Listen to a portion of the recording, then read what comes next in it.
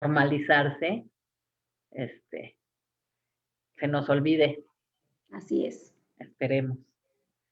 Pero bueno, pues ya, yo creo que podemos empezar, son las 7 de la noche, siempre somos muy puntuales aquí, así que es hora de iniciar esta plática que seguramente será tan increíble como las otras y tan interesante como todas las que has dado, Sofi. Gracias, gracias, Anita.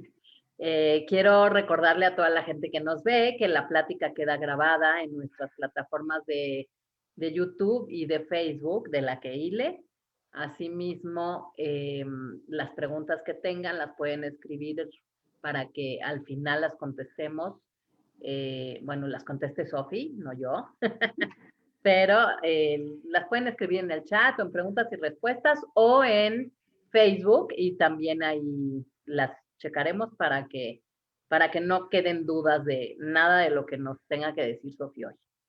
Pues hoy también el tema súper interesante, Sofi, si lo quieres tú comentar, te doy la bienvenida como siempre, Sofi Mann. La verdad es que es un gusto, un placer tenerte aquí. Ya es una tradición, casi los martes a las 7 cada 15 días. Es algo que la gente espera y pues a nosotros nos da muchísimo gusto. Bienvenida, Sofi, bienvenidos todos los que están conectados. Gracias, Anita, gracias, Raquel, gracias a la Keile por esta invitación, gracias a los que están conectados, martes con martes, semana con semana, y los que ven después los temas. Quiero platicarles un poquito por qué elegimos este tema y por qué, bueno, a mí en especial es un tema que me pega, que me llena mucho. Como saben, yo soy psicóloga clínica, soy consultora familiar y escolar. A lo largo de mi historia he trabajado mucho con historias familiares y con instituciones educativas. Y muchas veces tendemos a ver los diferentes aspectos de un joven, de un adolescente, de un niño, y pensamos que todo es voluntario, que él podría cambiar si quisiera, que él podría hacerlo diferente, ¿no? A menos que sea algo como muy evidente, entonces ya lo diagnosticamos y le damos un tratamiento o lo que sea, ¿no? A veces sobrediagnosticamos algo, a veces subdiagnosticamos algo y no nos damos cuenta que hay ciertas circunstancias y condiciones que determinan mucho la conducta de un ser humano y que tal vez a tiempo un diagnóstico y un medicamento o un tratamiento oportuno y adecuado hubiera ayudado muchísimo, ¿no? Yo tengo la fortuna de estar casada con un doctor maravilloso, sumamente empático, es neuropediatra, un hombre muy, muy capaz, intelectualmente brillante, y que en su infancia él tuvo un déficit de atención, un trastorno por déficit de atención, que nunca se le diagnosticó, y que hoy en día en su etapa adulta, si hubiera sido diagnosticado de niño, híjole, y atendido de niño, le hubieran ahorrado tanto sufrimiento o tantas cosas que tuvo que pasar, y que gracias a Dios terminó en una historia muy buena, pero hasta hoy en día, todos los días de su vida son una lucha constante. Él no conoce procesos fáciles. Todo el tiempo tiene que estar luchando. Y de verdad quiero dedicar esto, en especial, claro, a mi esposo, y a todas estas personas que constantemente les ha pasado, que tienen una lucha frecuente, cotidiana, por algún síntoma o alguna condición que es difícil de detectar y que han lidiado con esto y pensando que está en ellos la solución. Y claro que está en ellos la solución, pero también hay una parte de desbalance neuroquímico. Entonces hoy vamos a hablar del famoso trastorno por déficit de atención. El TDAH, mucha gente ya lo diagnostica, ya está diagnosticado en el manual de diagnóstico psiquiátrico más importante, trastorno por déficit de atención con hiperactividad. Ahorita voy a explicar por qué. Ya están pensando otra vez en retirarlo de hiperactividad, pero bueno, estamos en ese tema. Y vamos a hablar de 3 pilares importantes de cómo diagnosticarlo y cómo tratarlo, ¿sí? No siempre se tiene que tratar con medicamento. o sin medicamento, o con terapia, o cómo se trata y cuáles son los mejores resultados que hemos visto, ¿de acuerdo? Entonces permítanme compartir pantalla con ustedes. Bueno, este es el trastorno por déficit de atención con hiperactividad o sin hiperactividad, se le llama TDA, TDAH, ADD, ADHD, ¿no? Tiene diferentes situaciones. Permítanme tantitito porque estas son...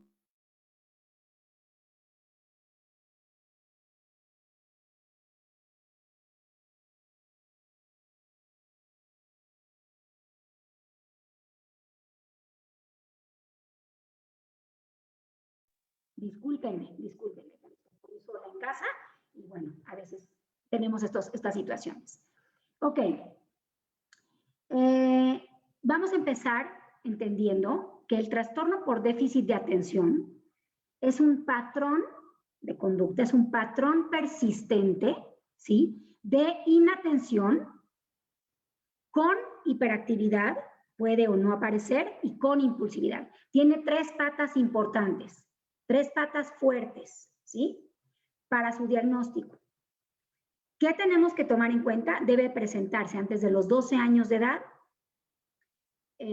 algunos síntomas, no es que aparece después, de pronto en la adolescencia. Generalmente la edad ideal para hacer un diagnóstico es más o menos a los 6, 7 años, cuando el niño empieza a escolarizarse.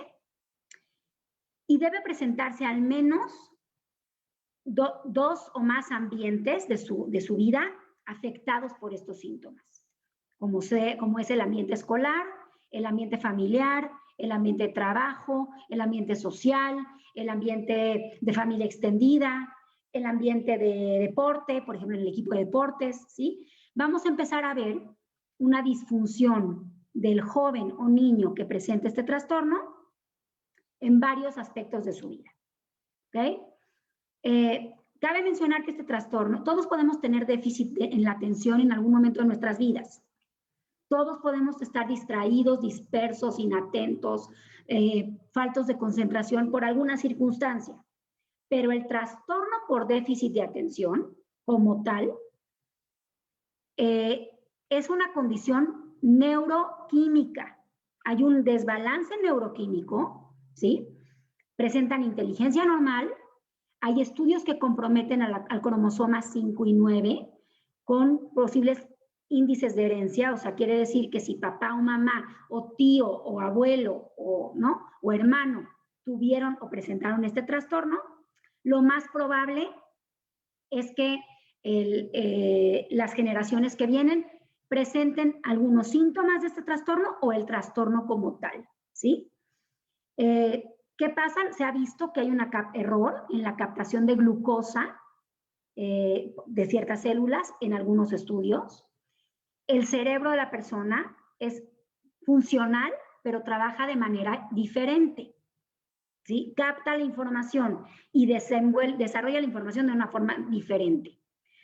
No hay nulidad de atención, no es que no tengan atención, hay atención preferencial. En algunas cosas prestan mucha atención y en otras cosas ya se perdieron, ¿ok?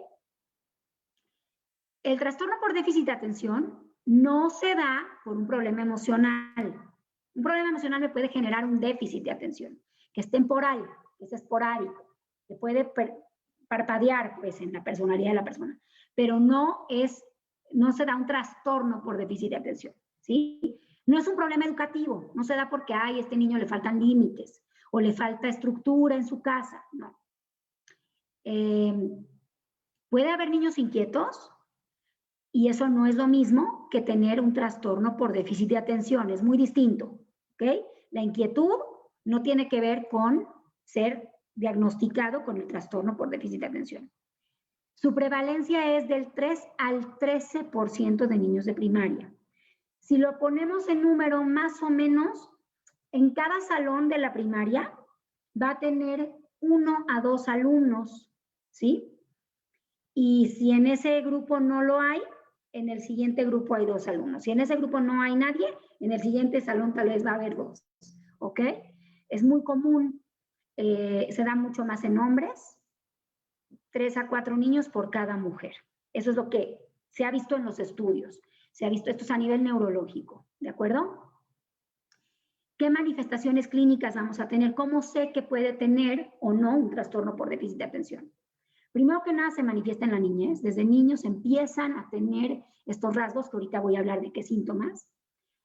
Tiene ciertos síntomas o ciertas conductas diferentes a la conducta normal, a la conducta esperable, ¿sí? Empiezas a ver que es que yo le dije que se portara bien, yo le dije que por favor, yo le pedí que ponga atención, ¿no?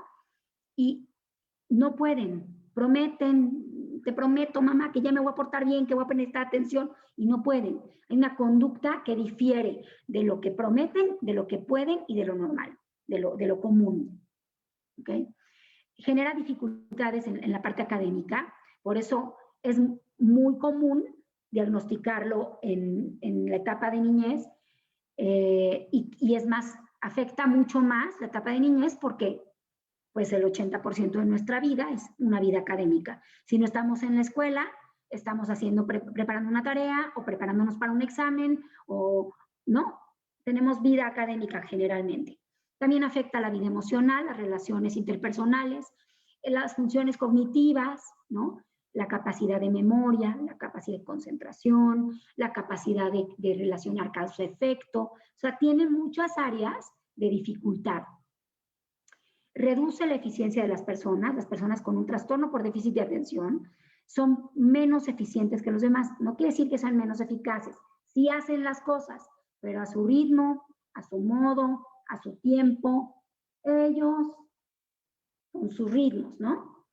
Es crónico y es persistente. Tiene que presentar estos síntomas por lo menos 6 meses y que persista. Y si no le doy una atención, que ahorita vamos a ver qué tipo de atención se puede dar, puede crecer el síntoma, puede hacer crecer el síntoma y hacer que la persona sea más disfuncional en estas áreas de funcionamiento.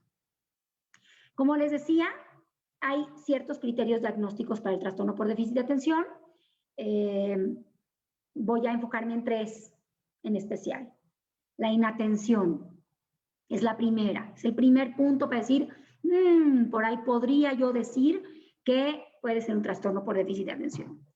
Empezamos a ver que es un niño que no presta mucha atención a la secuencia de cosas, a ciertos detalles muy evidentes, ¿no?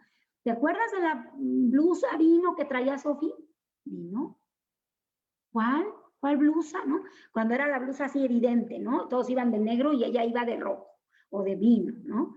Incurre en errores de tareas constantemente. Le dicen, acuérdense constantemente, acuérdense del margen, acuérdense del margen. Lo repiten 7 veces y él hasta te dice, ya me acordé.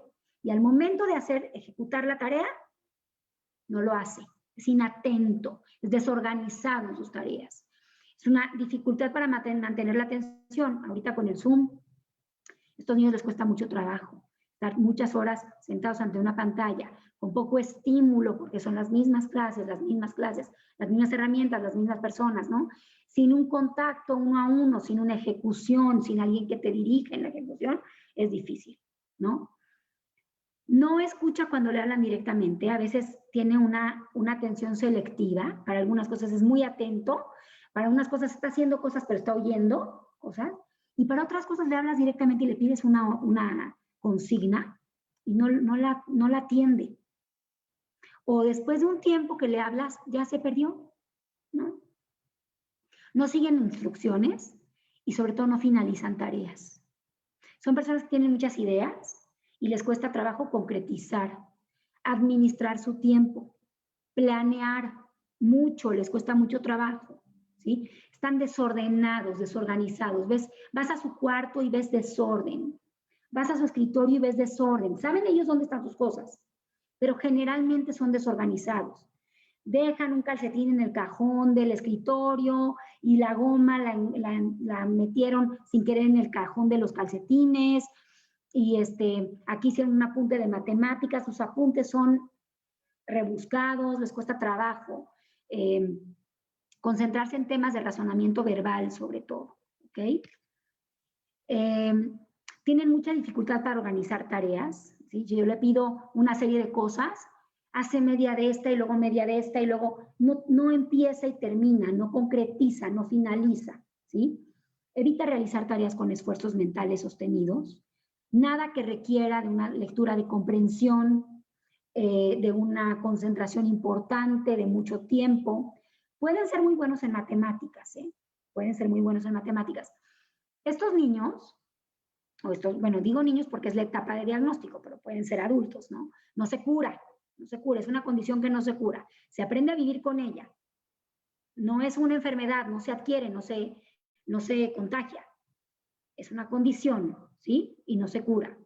Se hace más funcional con el tiempo. Pero estos jóvenes, estos niños que son diagnosticados, tienen el trastorno por déficit de atención se diagnostica clínicamente con estas cosas, estos síntomas que la persona o que los papás nos platican de él y le preguntamos cosas y nos damos cuenta, ¿no? Pero hay ciertos estudios que demuestran que su lado izquierdo del cerebro, la próxima semana vamos a hablar de las funciones cerebrales y cómo se separan el lado derecho y el lado izquierdo. Su lado izquierdo del cerebro funciona un poco menos que su lado derecho, ¿sí? Sobre todo izquierdo frontal, que tiene aquí funciones ejecutivas importantes como memoria, causa-efecto, control de impulsos, razonamiento verbal y lingüístico, razonamiento matemático. Pueden ser muy buenos en las matemáticas, en una ecuación. Son muy buenos en sudoku, por ejemplo, una consigna. Pero si tú le pones un problema donde tiene que entender qué procesos tiene que hacer y todo, le cuesta trabajo el razonamiento, ¿sí? No quiere decir que no lo sepa hacer, no quiere decir que no lo tenga, quiere decir que le cuesta trabajo, ¿de acuerdo? Extravía objetos constantemente. Se me perdió esto y se me perdió porque es un desorden. Su mochila, su lonchera, su cajón, su cuarto, extravía objetos constantemente. Se distrae muy fácilmente con estímulos irrelevantes. Puede estar en una clase muy interesante y le estaba poniendo atención, pero de pronto la objeta de su compañero se desamarró. Y está viendo cómo el compañero está jugando con la objeta y está balanceando la objeta. Y él ya se perdió, él o ella, con este vaivén de la objeta. Ya perdió contacto con la realidad, pues, ¿no? Se perdió. Es descuidado en las actividades diarias y puede ser incluso descuidado y desgarbado en su arreglo personal, ¿sí? No quiere decir que no sean limpios, que no sean higiénicos, pero se desalinean muy fácilmente. Hay un desorden generalizado. Eso es lo que conocemos como inatención. Fíjense que hay muchas otras cosas que, más allá de la atención, hay gente que le va muy bien en lo académico, pero es desorganizado y es desgarbado y es inatento en otras cosas y se distrae de temas familiares y a nivel emocional y a nivel social le pega más que en lo académico. Y entonces se puede hablar de inatención, ¿ok? El segundo pilar, hablamos de 3 pilares, tres torres para definir lo que es el trastorno por déficit de atención. El segundo es la hiperactividad, ¿sí? La hiperactividad es un exceso de actividad cerebral y corporal que el niño no sabe controlar, medir ni administrar. Entonces, mueve en exceso manos, pies, se mueve del asiento, hace ruido, taca, taca, taca, taca, ¿no? Dices, a ver, nada más te pedí que saques el cuaderno. Perdónenme, yo no sé qué toqué aquí.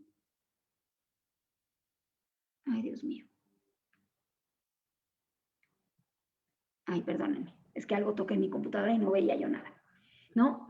Le dices, nada más, la consigna era sacar el cuaderno. ¿Y por qué tanto ruido? Y abren y cierran y esto y el otro. Todo el tiempo se mueven en el asiento, se acuestan, se levantan, se amarran las agujetas, ¿no? Abandonan su asiento constantemente cuando se trata en la escuela o en los Zooms, ¿no? Se paran, se levantan, se paran, se sientan, se paran, se sientan, se mueven, se hacen, cambian de postura, están incómodos. Corre, salta, brinca, incluso en lugares inapropiados, ¿no? Lo llevas a casa de la abuelita y le dices, por favor, es un lugar muy chiquito, por favor no corras, estate quieto, no pueden, ¿no? Y si están quietos, están moviendo las piernas, están moviendo los brazos, están jalando algo, están jalando el hilo del sillón, ¿sí? Está en marcha todo el tiempo, suele actuar como si tuviera un motor prendido y los papás siempre nos dicen, por favor dime cómo se apaga esto, ¿dónde se apaga? ¿No? Cambian de lugar, se cambian de sillón, comen y se cambian de lugar, se paran, se levantan, se hacen, ¿no? Se mueven. Tienen dificultades para jugar o dedicarse tranquilamente a algo, ¿sí? actividades de ocio. Generalmente sí lo logran con videojuegos, porque esas forman parte de la parte derecha del cerebro, que tienen que ver con esquemas, gráficas, ritmos, colores, ¿sí? Estímulos rápidos. Esos sí son buenos. En temas de ocio, de sentarse a ver una película, pueden hacerlo, pero les cuesta trabajo, sentarse a armar, sentarse a decorar galletas, ya, lo hacen ya, rápido, como si tuvieran prisa, ¿no? Hablan en exceso, son verborreicos, todo el tiempo están taca, taca, taca, taca. Y te hablan de una cosa y dices, bueno, y te dicen algunos detalles, pero no concretizan, no cierran, ¿sí? Y por último tenemos el tercer pilar, que es la impulsividad. Es precipitado, ¿sí? La impulsividad es la incapacidad que tiene el ser humano de tener un espacio entre estímulo y respuesta. Pasa algo y tienen que responder inmediatamente. Esta respuesta puede ser explosiva o no. Una cosa es explosividad y agresión y otra cosa es impulsividad. La impulsividad mal manejada puede llevar a la agresión y puede llevar porque todo el tiempo están irritables, con ganas de responder, ¿sí? Pero la impulsividad responde más a esta precipitación, ¿sí? Se precipita en respuestas antes de ser completada la pregunta incluso. Interrumpe conversaciones, no tiene paciencia, no tiene tolerancia a la demora.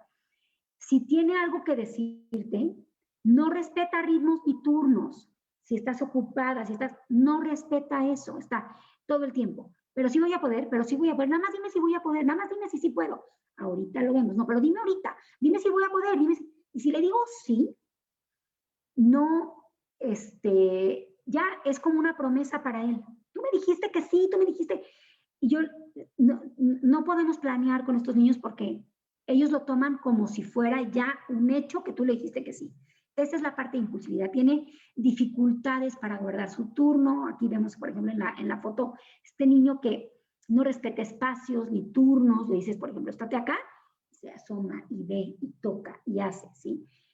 Está constantemente viendo, curioseando, investigando, y eso es una virtud. Sin embargo, como son tan impulsivos y tan intensos, mucha gente los define como intensos, llegan a preocupar y a molestar un poco a nivel social, y esta característica en especial afecta mucho el rubro social, mucho. Les hablan constantemente a los amigos, si no le contesta a la novia, les hablan 20 veces, no saben esperar respuesta. Ahorita, ¿qué no saben? Pero ahorita, ¿no?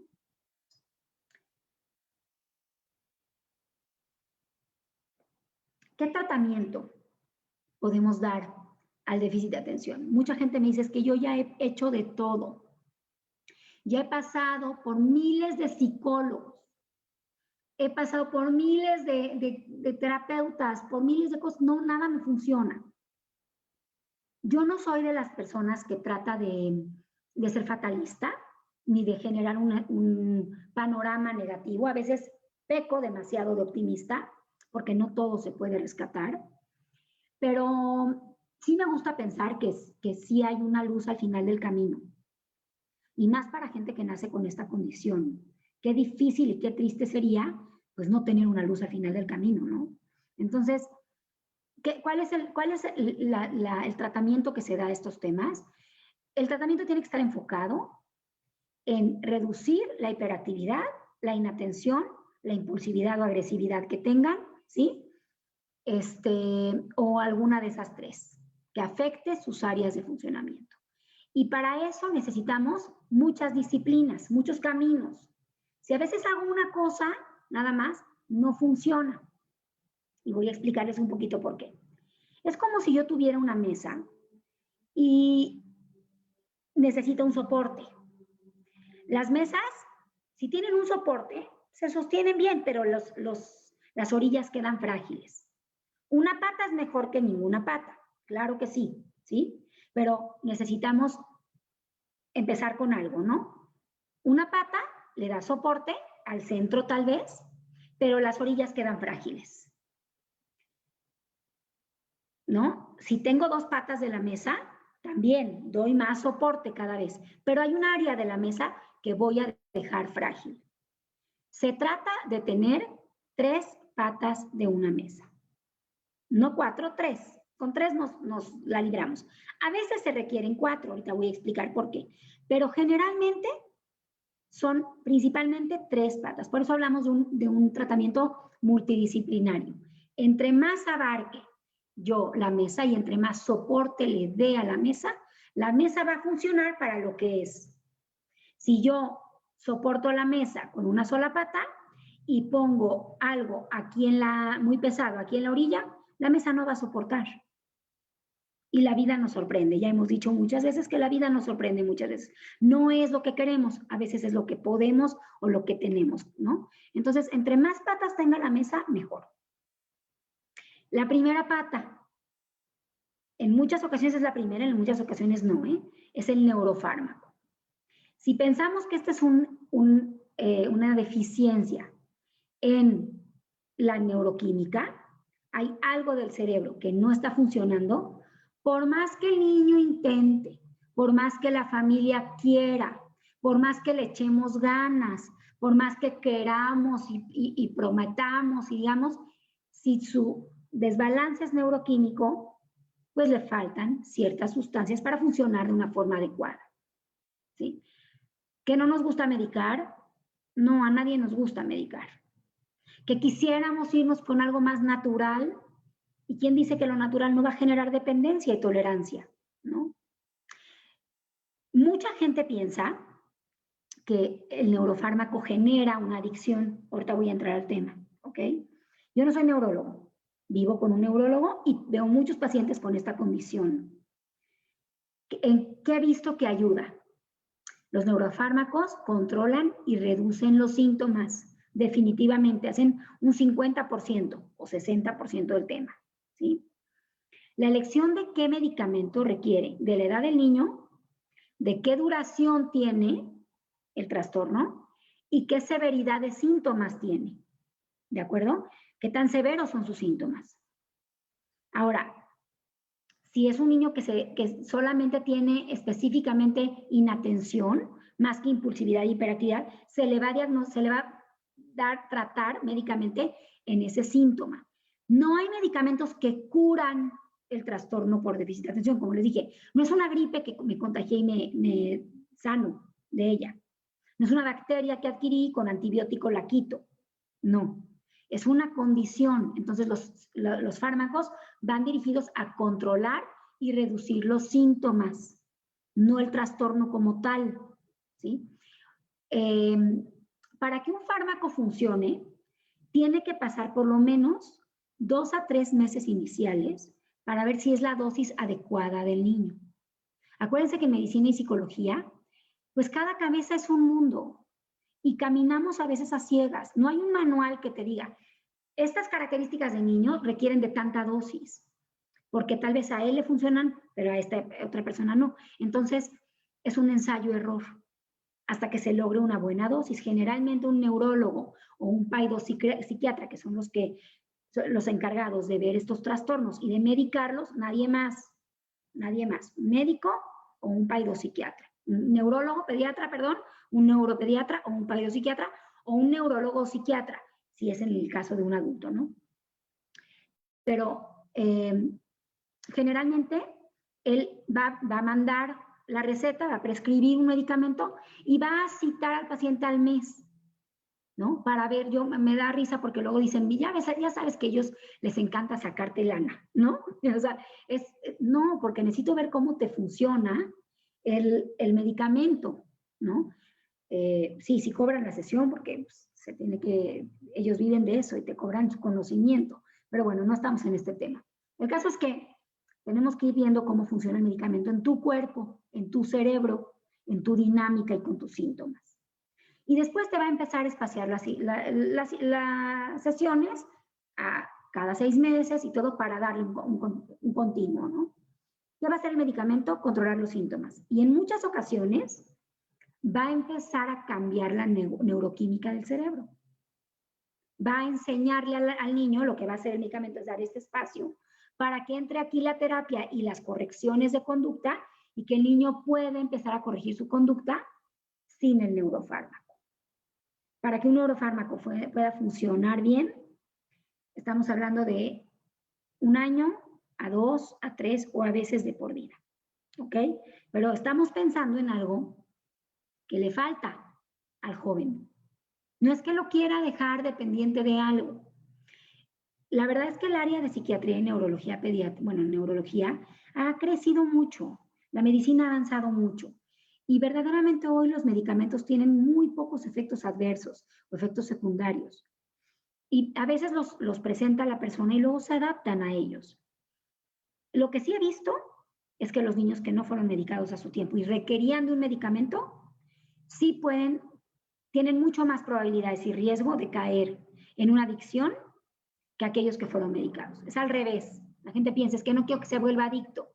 No se vuelven adictos. Si va con el médico y va prescrito, si vas una vez con el médico y pasan 3 años con la misma dosis y no te fuiste a revisarlo ni nada, bueno, ahí estás jugando con el medicamento.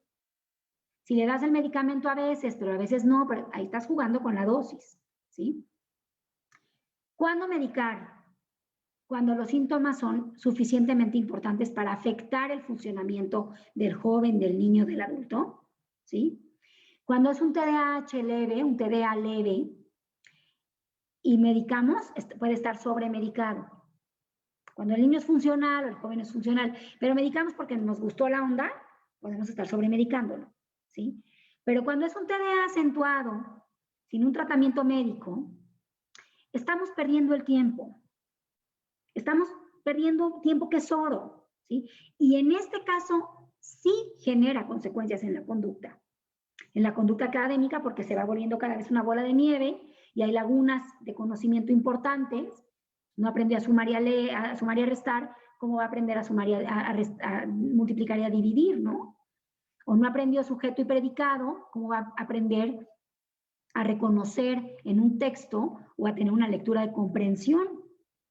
Porque todo sigue, el mundo no para porque el niño tiene déficit de atención, ¿no? Entonces, cuando se requiere de un medicamento, que eso es un criterio clínico que tienen que tomar en cuenta los padres de familia y el médico tratante, estamos perdiendo el tiempo si no se lo damos, pensando que se va a mejorar solito. Si por el criterio clínico requiere un medicamento, hay que avanzar con esto, ¿no? Y de lo contrario, sí va a generar más consecuencias. Y el día de mañana, en una adolescencia, cuando nunca se le medicó, va a buscar relajantes, va a buscar sustancias externas al cuerpo que lo relajen, ya sea alcohol, ya sea otras drogas que lo relajen. Ahí sí corre el riesgo de una adicción, ¿ok? Tenemos que evaluar costo-beneficio. ¿Sí? Sí le da ciertos síntomas tomarse la pastilla, pero por otro lado está atento, está concentrado, está organizado, se siente mejor. Bueno, pues entonces vamos a sopesar qué vale más la pena. ¿Ok? ¿Por qué medico? ¿Por qué me hay que medicar? Porque hay una hipofunción química, bioquímica. ¿Qué quiere decir esto? Que mi cerebro funciona poquito. ¿Sí? Funciona menos de lo que debería y podría funcionar. Tengo ahí todas las capacidades, pero lo estoy subutilizando, ¿no? Entonces, se los dejo ahí, ¿no? Hay una mayor tendencia a adicciones y a delincuencia si no se medican a tiempo cuando se deben de medicar. Ojo, hay veces que no se deben de medicar. Esto ya tiene que ver con un criterio clínico, ¿sí? La segunda la segunda pata de la mesa es la terapia, definitivamente. ¿Qué síntomas tiene? ¿Es inatento, es disperso? Pues una terapia que lo organice, que lo estructure, ¿sí? Una terapia de aprendizaje, una terapia de organización, de estructuración, de rendimiento académico, de poder sintetizar aquello que sabe, ¿sí? ¿Es impulsivo, es agresivo, es desesperante con la familia, se pelea con todo el mundo? Ah, bueno, pues una terapia emocional, una terapia que le ayude a controlar sus impulsos. Una terapia cognitivo-conductual funciona muchísimo con estos niños porque les enseña a pensar antes de actuar. Cognitivo-conductual, ¿sí? Antes de actuar, piensa. Este espacio que te da el medicamento entre el estímulo y tu respuesta, ¿sí? Tienes que usarlo pensando en alternativas de solución, no actuando sin pensar, lastimando a los demás o siendo agresivo o alterando tu conducta, incluso poniéndote en riesgo tú, ¿sí? Entonces, la terapia definitivamente, el trabajo personal es muy importante, definitivamente. Fíjate que le di el medicamento y funcionó muy bien, no necesitó ni terapia. Padrísimo, qué bueno. Pero en el momento en que veas algún síntoma, por favor, por piedad, dale la terapia. Sí, dársela. No pienses que el medicamento va a hacer todo por él, ¿sí? Sí se ven resultados increíbles con el medicamento inmediatamente, muchas veces, ¿no? Pero es el momento ideal para no soltar la guardia, porque no se trata de ahorrar. En este tipo de trastornos, una vez que sean diagnosticados, todo lo que se haga son patas de mesa, son soportes para esta persona y vamos ganándole tiempo al tiempo para hacer de él un adulto funcional, ¿de acuerdo? Y la tercera pata es la educación, que le llamamos educa-acción. ¿Qué quiere decir esto? Todo lo que el niño forma parte de un sistema, no es solo.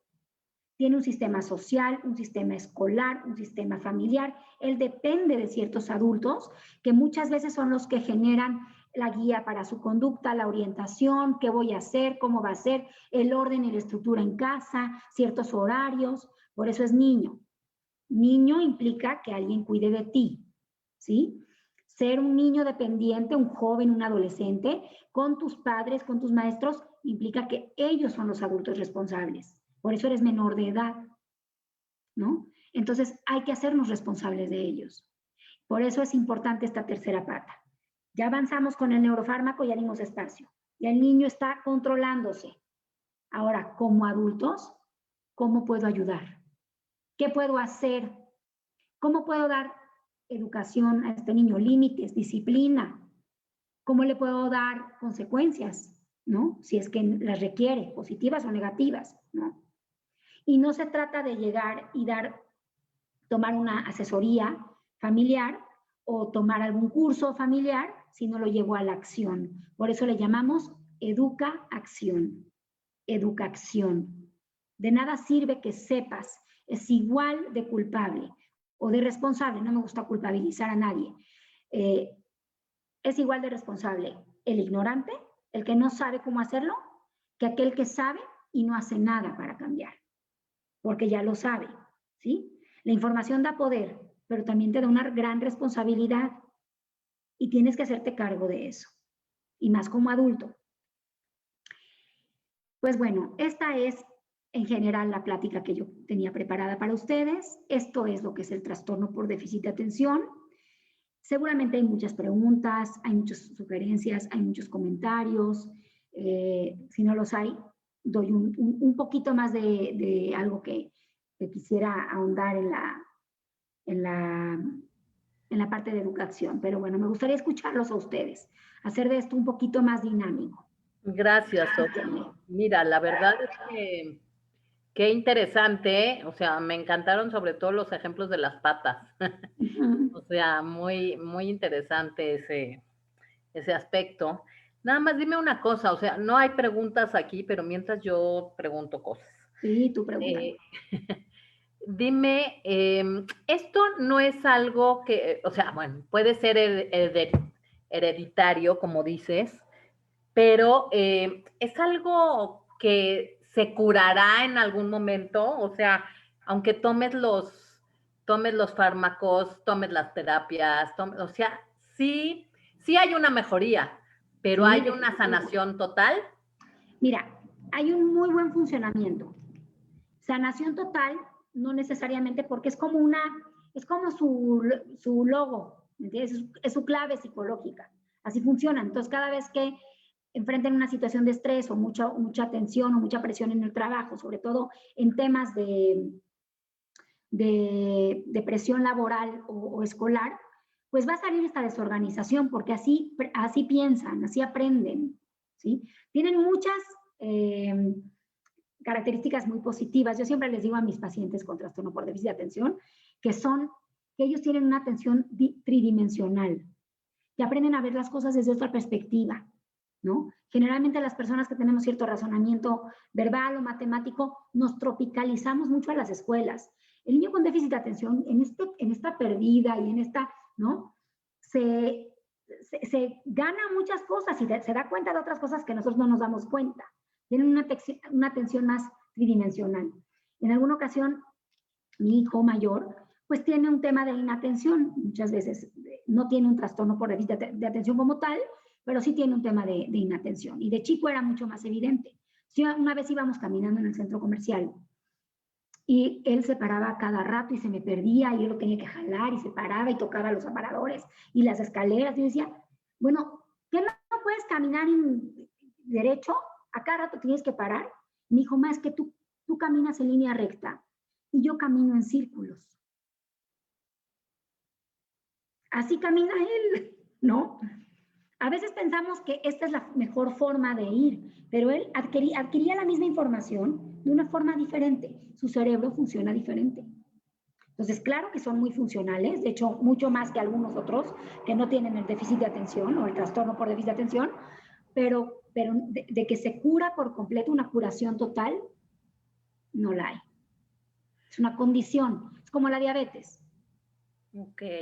Ahora dime esto que dijiste al principio de la plática, de que si Abraham hubiera sido atendido más chico, o mejor atendido durante su niñez, hubiera tenido mejores resultados. Y con todo y esto es pues un gran doctor. Entonces, ¿qué hace la diferencia? O sea, ¿en qué hubiera hecho la diferencia de que hubiera estado mejor atendido? Son como preguntas que me salen al aire. Sí, claro, qué bueno. Hay un proceso interno también, ¿no? Yo me acuerdo que él me decía, Sofi, yo cada año, con mis cuadernos nuevos, yo le decía a Diosito, te prometo que este año le voy a echar ganas. Te prometo que este año le voy a echar ganas, ¿no? Llegaban los exámenes y se dispersaba y no sabía estudiar y todos le decían, a ver, ya quítate, a ver, no interrumpas, a ver, ¿no? Y hay ciertas cosas que si hubieras, bueno, en su época no se diagnosticaba esto. En su época eras un buen alumno o un mal alumno y él era catalogado como un mal alumno, fue catalogado así. Cuando entró a medicina también le costó mucho trabajo seguir estudiando y prepararse, pero era algo que le gustaba mucho y le interesaba mucho. Tienen un razonamiento muy visual, tienen una relación temporoespacial muy clara, en gráficas, en imágenes, en colores, él aprende muy bien, ¿no? No quiere decir que no es funcional ahorita, por supuesto que es funcional, pero le ha costado, sus procesos han sido de mucho costo y él tiene una historia de éxito. Gracias a Dios. ¿Por qué? ¿A qué se debe? No lo sé, la verdad no lo sé. Tal vez a mucha contención por parte de los papás, a ciertos límites y orden y estructura que había en su casa, a ciertos rituales que por lo menos lo contuvieron un poquito, ¿sí? A cierta disciplina que por lo menos era rigurosa en su momento y no se permitía. Si bien dije, esto no se da por una mala educación, sí se genera más problema cuando hay aparte de todo esta situación, pues una malos límites, orden, estructura, indisciplina en casa y se permite todo. Entonces, claro que se exacerba. Y se puede controlar un poco más cuando hay educación, cuando la familia establece cierto orden en su vida, ¿no? Ah, perfecto. Tenemos aquí un comentario de Bluma Rosa Pagovich. Dice, te felicito, manejas con mucha sabiduría los temas. Las dosis de medicamentos son tardíos para regular las dosis. Los niños llegan a estar ultra sedados. Prefiero atenderlos con terapia de neurosis arriba. Mira, te entiendo perfecto. Sí, te entiendo perfecto. Yo muchas veces sí he visto niños sobremedicados, ¿sí? Eso, o sea, no puedo tapar el sol con un dedo, tampoco. Y también en el en el vaivén, sí hay casos de niños sobremedicados. Pero la mayoría de los casos que yo he visto con medicamento tienen un cambio importantísimo. Si se le atina, o sea, se le da un buen medicamento, su dosis correcta, y las personas, la familia y el niño tienen paciencia con la dosis y con los cambios que le genera el doctor, dan resultados espectaculares. Ahora, lo que sí veo mucho es que dicen, yo quiero ir con el mejor doctor de todo México, porque es la cabeza. Si me duele la rodilla y me tomo un Tylenol, va a la cabeza, ¿eh? Todos los medicamentos van a la cabeza, de entrada. Y dos, el mejor doctor, el mejor psicólogo, el mejor consultor, el mejor dentista, es el que tiene tiempo para atenderte. Si no tiene tiempo para recibir una llamada, si te responde 3 días después y está dopado o está hiperactivo o ya le picó el ojo a la hermana, entonces ¿qué es el mejor doctor? El mejor doctor es el que tenga tiempo para atenderte. Esto es un trabajo en equipo, no se da solo. El mejor terapeuta también tiene que tener tiempo para atenderte. No se atiende un niño, y menos de esta condición, con 1 hora a la semana. Tal vez se le ve 1 hora a la semana, pero se va monitoreando todo el tiempo. Ok, y también ella nos dice del neurodesarrollo, como actividades deportivas, música, dibujo, etcétera. Escucharlos antes de etiquetar y darles la oportunidad de expresarse y reconocerse y mucho más. Totalmente, totalmente. A veces también hay un sobrediagnóstico. Tienes toda la razón. Bluma rosa, ¿no? ¿Me dijiste? Sí. Sí, tienes toda la razón. Y a veces se le da un diagnóstico y con estas actividades de estimulación, estimulan partes del cerebro, como tú dices, actividades artísticas, deportivas, manuales, que yo hago mucho hincapié en las pláticas sobre estas actividades, es terapia ocupacional, lo que se conoce como terapia ocupacional. A través de la ocupación y de la acción, genero conexiones neuronales que me dan un desarrollo. Por eso se le llama neurodesarrollo. Tienes toda la razón. Se puede dar, ¿eh? Se puede dar. Hay veces que dicen los papás, yo no quiero entrarle al medicamento, voy a empezar con las 2 patas primeras. Y les va muy bien, ¿eh? El único que puede decidir qué pata va a elegir, ojo, no es el médico, no es el terapeuta, no es el consultor, no es la escuela, es el padre y el paciente. Definitivamente. Gracias, Sofi. Nos dice Elvira Orentraer. Excelente plática, muchas gracias, Sofi. Gracias, ¿Es también parte de esta condición el que se enojen muy fácilmente? Sí, es la impulsividad. Desproporcionan su sentir. Y realmente no hacen show ni es berrinchito. Así lo sienten. Traen una desproporción del sentir. ¿Se acuerdan que hemos visto que en el cerebro humano aquí está el sistema límbico? Aquí está toda la parte de la corteza cerebral, esto que se ve como intestinos, ¿sí? Y si esto sería la parte frontal de la corteza cerebral, esta parte, pega con el sistema límbico. Entonces, se ha visto alguna alteración en el trastorno por déficit de atención, con impulsividad, se ha visto una alteración en la unión del sistema límbico y el lóbulo frontal. En ese lugar se ha visto, digo, ahí sí un neurólogo y el doc te puede decir mucho más, pero se ha visto ahí alteración.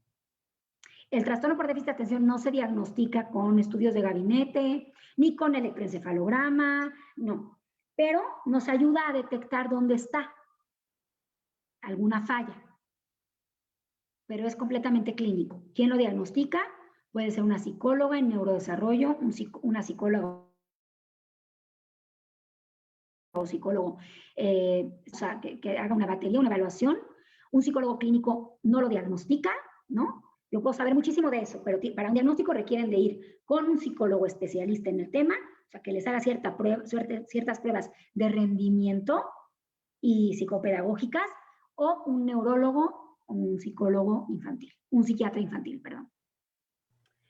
Sofi, ¿y se puede dar a cualquier edad o solamente es infantil? O sea, cuando eres niño.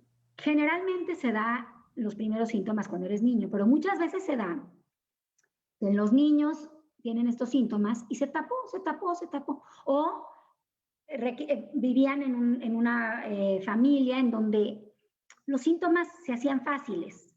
Por la condición familiar, por la situación familiar, ya el niño aprendió a estar, ¿no? Y cambia de contexto, se casa o emprende un nuevo trabajo o lo que sea, o cambia de residencia y se detona. y le diagnostican, ¿no? Estos niños que son diagnosticados en la etapa adulta te dicen, yo siempre me sentí diferente, ya entiendo de dónde viene, ¿no? Pero antes no era tan disfuncional y ahorita sí me volví más disfuncional por las áreas de funcionamiento que me rodean. Hay niños, por ejemplo, que tienen esta dispersión y pasan a primero de primaria o a segundo y les toca una maestra maravillosa, con control de grupo, con una estrategia de enseñanza-aprendizaje divina, con muchos años de experiencia, ¿no? Y los controlan y perfecto, y el niño fluye perfecto. Pasa al siguiente año y le toca una maestra no con tanta experiencia o sin tanto control de grupo y se descuachalan los síntomas. Se desbordan o se van como hilo de media. Y dicen los papás, ¿cómo puede ser? Si el año pasado no tenía nada y este año sí tiene. No, sí tenía, pero su contexto lo contuvo y este año pues no lo contuvo. Ah, ok, perfecto. Ya entiendo. Entonces ya sé por qué. Ok. Ok, mira, Sofi, no tenemos más dudas ni comentarios. Bueno, comentarios sí de felicidades, excelente y demás. Yo quiero recordarle a toda la gente que pueden, si quieren, escribirle a Sofi particularmente o personalmente o en Facebook y ella lee los comentarios o las preguntas que tengan y directamente se las contestará, así que no tengan duda en hacerlo, porque también entendemos que hay gente que a veces no hace sus preguntas por acá, pero recuerden que por Facebook pueden escribirlo aunque ya se haya acabado la plática y Sofi lo ve. Así es. ¿Okay? Pues yo creo que es todo, Sofi, muchísimas gracias, como siempre, súper interesante y bueno, pues súper tips también para llevarlos a cabo y para pasárselos a varias personas. Así es. Ok, Gracias. muchísimas gracias a todos los que se conectaron en nuestras plataformas y primero Dios, nos vemos en la próxima plática. Gracias. Gracias. Gracias a ti, Sofi. Bye. A ver, me pueden mandar la conferencia, apenas entré. Rivka, por favor, métete a YouTube o a Facebook de la que hile y ahí lo vas a poder ver. Ya está subido. En cuanto terminamos, en Facebook se transmite simultáneamente y está en YouTube en cuanto terminemos, ¿ok? Así es. Así es. Muchísimas gracias. Gracias a todos. Gracias. Que Hasta estén luego. bien. Bye, bye. Bye. Bye, Sofi, gracias.